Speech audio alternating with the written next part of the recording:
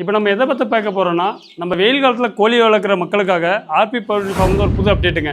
இப்போ சில பேர் கோழி வளர்க்குன்னு நினைப்பாங்க, வெயில் காலத்தில் என்ன நோய் வருதுன்னு பயந்துட்டு வாங்காமல் இருப்பாங்க. இப்போ வெயில் காலத்தில் நம்மளை பண்ணலே பார்த்தீங்கன்னா ஈஸியாக இந்த அம்மை நோயின்றது வரங்க. இந்த அம்மை நோயின்றது எப்படி இருக்குன்னா, மூக்கு கண்ணை சுற்றி புண்ணு மாதிரி வரங்க. அதே இல்லாமல் கண்ணை சுற்றி வளைய மாதிரி கண்ணில் தண்ணி வரும், மூக்கு மேலே கண்ணு ஃபுல்லாக மூடிக்குங்க. அப்படின்னும் போது என்ன பண்ணால் கோழி ஃபீடு எடுக்காது, தீவனம் எடுக்காது, தண்ணி குடிக்காது, ஆட்டோமேட்டிக்காக ஒரு நாள் 2 நாள் ஓரம் வரைக்கிட்டு இறந்து போயிடுங்க. அது மட்டும் இல்லாமல் இந்த கோழி என்னன்னா ஈஸியாக பரவுங்க. இந்த நோய் அம்மை நோய் காற்று மூலியமாக பரவிட்டு ஒரு கோழியிலேருந்து மற்றொரு கோழிக்கு ஈஸியாக பரவுங்க. அதனால் அம்மா வந்த கோழியை ஃபஸ்ட்டு செப்பரேட் பண்ணிவிடுங்க. இந்த வெயில் காலத்தில் வரக்கூட காமனான நோய் தாங்க இது. இதுக்கான சொல்யூஷன் தீர்வு என்னென்னா பாக்ஸிசிக்கு அம்மைக்கான மருந்து என்ன இல்லைங்க, வேப்பந்தழை பவுடருங்க. அந்த வேப்பந்தழை பவுடரை டோசேஜாக கொடுக்கலாம் கோழிக்கு. இப்போ இது என்ன பண்ணலான்னா இதிலே போட்டிருப்போங்க, மினிமம் 40 கிராம் 1000 கோழிக்குன்ற போது 40 கிராம் டோசேஜிங்க மினிமம் கொடுக்கலாம்.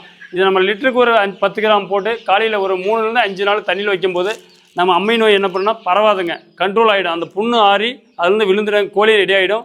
அது மட்டும் இல்லாமல் இந்த கோழி நோய் வந்தோடனே உடனே இந்த மருந்து அப்ளை பண்ணுங்க. அப்படி இல்லாமல் லேட்டாக ஃபைனலாக அப்ளை பண்ணும்போது என்ன பண்ணால் எல்லா கோழிக்கும் பரவிட்டு ஃபைனல் ஸ்டேஜில் நானும் மருந்து கொடுத்தேங்க அப்படின்னும் போது அது எந்த யூஸும் இல்லைங்க.